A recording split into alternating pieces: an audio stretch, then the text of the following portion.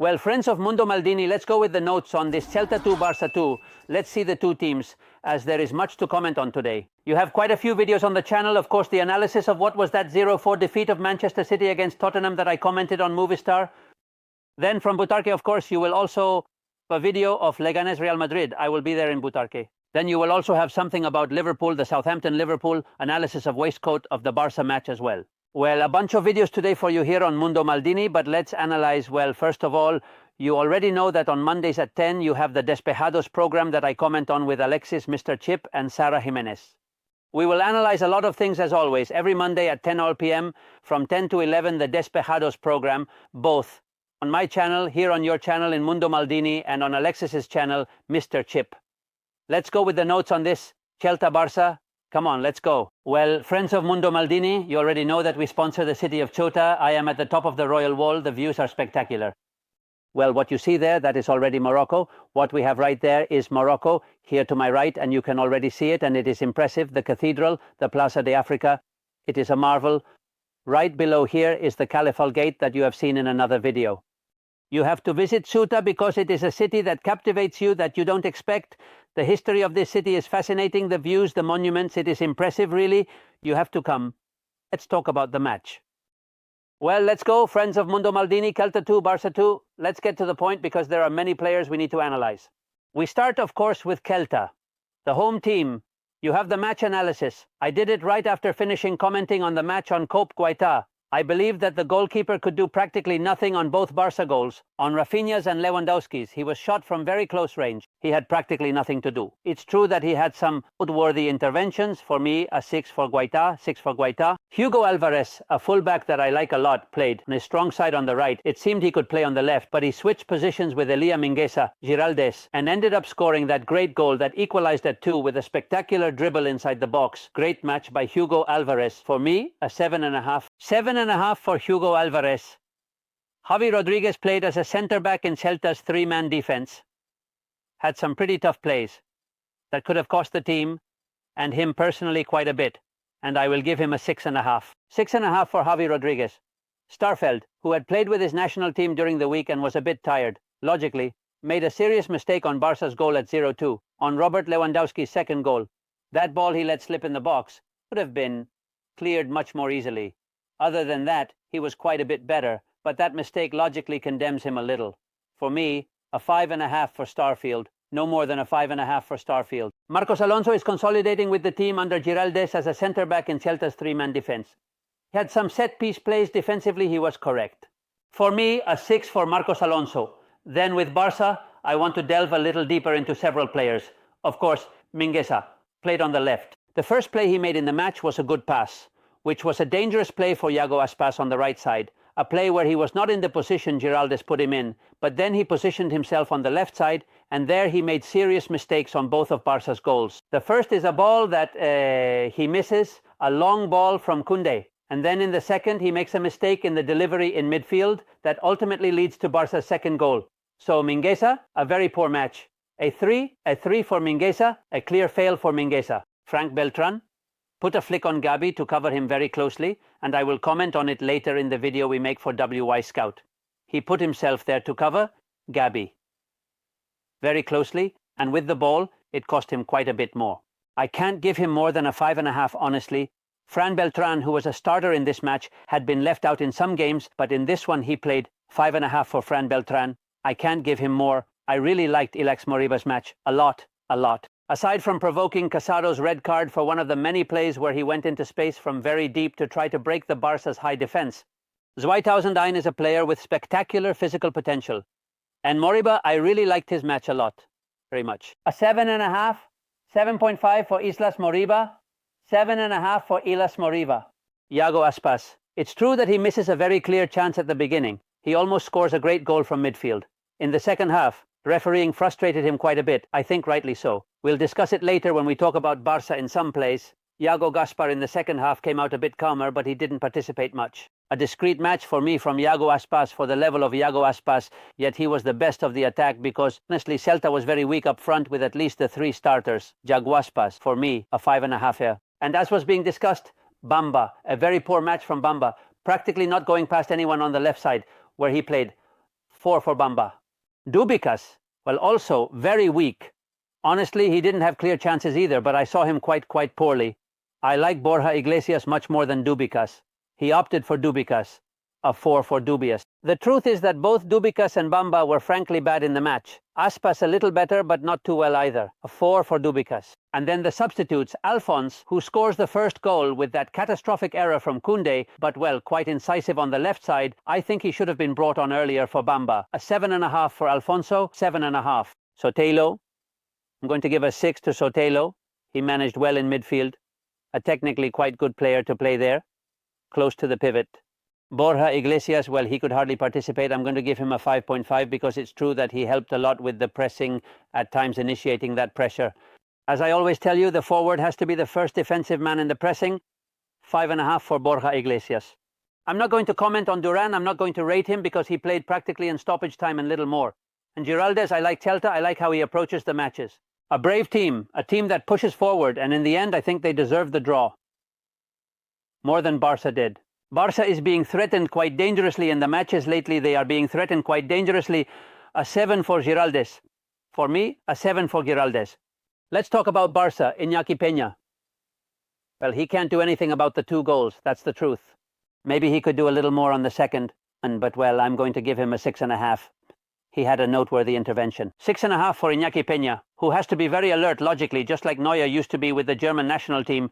Remember the World Cup in Brazil? He has to be very aware of the back of the defense because the defense pushes very high and he often has to be almost free. 6.5 for Iñaki Peña. Koundé, well, non-competitive end to the match for Koundé. Horrible. Even before the play that cost him on February 1st, it is a serious mistake by Koundé, an error unworthy of a player of his level. Already in the play where he had gone out of the ball, but he stops fighting for that ball.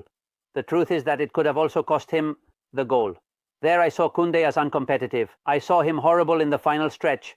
A 2 for Koundé. I believe that a large part of the blame, but a large part of the blame for Barca not winning a match they really had won is Koundé. For me, a 2 for Koundé. Kubarsai, well, without showing off, without having his best match, but as always pulling the defense, I think he had a fairly correct game. Kubarci, for me, a 6 for Kubarci. Inigo Martinez, I still like him a lot. I still like his season a lot. I still can't believe he won't go to the Spanish national team, honestly, that he won't return with Luis de la Fuente. Well, very good. The line had several very good corrections. With the speed he has also gives him a 7 for Inigo Martinez. A notable performance from Inigo Martinez, a 7. Gerard Martin, well, very weak. Valdez was also injured. The truth is that it was a somewhat questionable decision by Flick because it is true that Ford can play as a left back. Correct that Valdez was injured even though he was on the bench. But Gerard Martinez in the last matches has really not been good at all, and yesterday he should have been sent off. I believe he commits a play that for me is a penalty on Diego Aspas, a somewhat borderline penalty, but it can definitely be called. It would have been the second yellow card for him. He already had a yellow card, and then he makes a tackle on the sideline that was a second yellow. Honestly, they spared Gerard Martin from being sent off, and Flick had to substitute him at halftime for Ford. Nothing, a 3. A 3 for Gerard Martin. A failing 3, of course. Casados. Let's see. There is one thing I need to analyze. In Casado, his match was quite correct. Without great displays, but a fairly correct match. But when you get sent off while having a yellow card, it is true that it was a play where Moriba was one-on-one. But of course, at that moment, the player has to think we are 0-2. There are very few minutes left. And Moriba doesn't have to score. I mean, it will be a dangerous play, it's true, one-on-one. But, well, it might not be a goal. You will be left with 10 players having a yellow card and there are still many minutes left. I think Casado made a mistake. I am going to fail him. He will learn, of course, that those kinds of things cannot be done. Flick must be angry. A 4.5 for Casado. Casado fails for that play, but he fails. Gabi really liked his match. I think it is one of the great news for Barca, seeing Gabi's level. A 7 for Gabi. He had to work against Frank Beltran. He did well. Worked very well with the ball. Was quite correct. I think we saw a little bit of the resurrection. Seeing again, not the best Gavi, but a good Gavi, which will be wonderful for Barca at this moment of the season. A 7 for Gabi. Pedri, I saw Pedri weak with the ball. It seems to me that this match did not have anywhere near the usual weight that Pedri usually has in Barca's matches. He played close to Castador. In the double pivot, sometimes he gets a little higher, but it was a rather grey match for Pedri. I'm not going to fail him. For me, it's just enough considering we're talking about Pedri. A bare 5. A bare 5 and little more for Pedri. Let's move on to Dani Olmo. Dani Olmo, let's see, started playing in a position that really harms him a lot, which was the left side. Now we talk about Flick. But that start for Dani Olmo was quite unpromising. Then he, of course, went stretching the lateral of the field, especially in the second half of comfort, because in the first half, Gerard Martin practically didn't do it. He did play much more inside and started to participate a little more, but he has to give much more from Dani Olmo. One of the weakest performances I've seen from Dani Olmo. Honestly, one of the weakest I've seen from Dani Olmo lately. For me, he doesn't get more than a 5.5 for Dani Olmo. A 5.5 for Dani Olmo and no more. Let's move on to Raphinha. I think he was the best of Barca, honestly.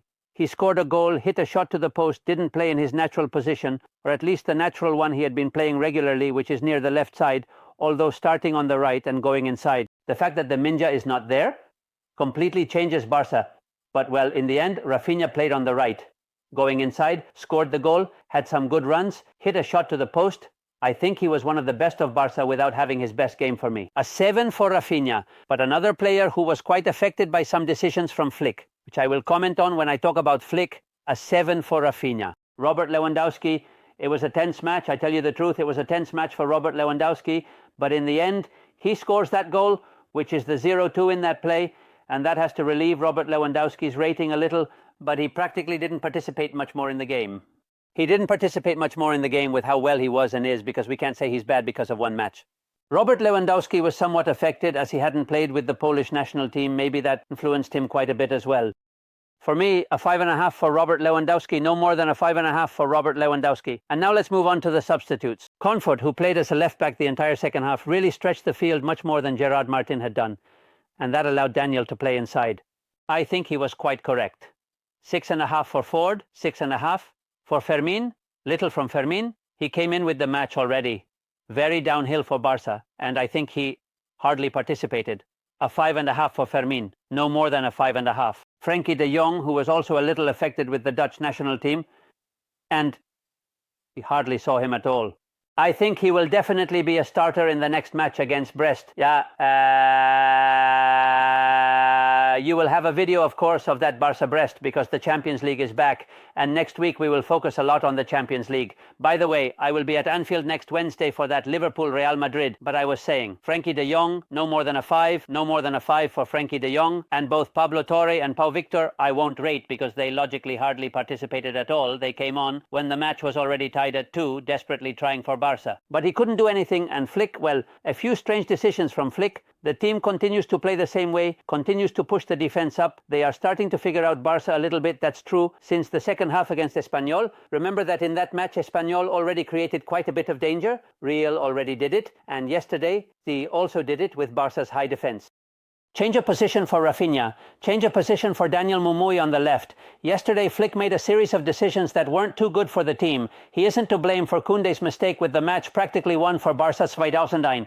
But yesterday, Flick doesn't get more than a 5.5 from me.